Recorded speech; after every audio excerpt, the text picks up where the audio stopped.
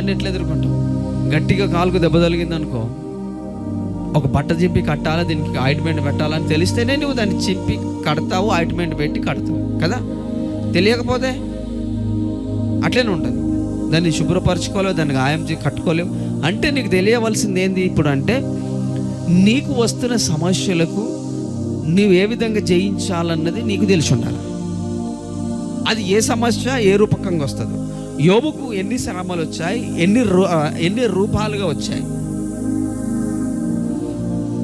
ఆస్తి నష్టమైంది, పశువులు నష్టమయ్యాయి, కొడుకులు చనిపోయారు, భార్య విరుద్ధంగా మారింది. ఆయనకున్న సంపద ఆ దేశంలో ఇంకెవరికి లేదు. కానీ ఆయన ఏం చేసిండు?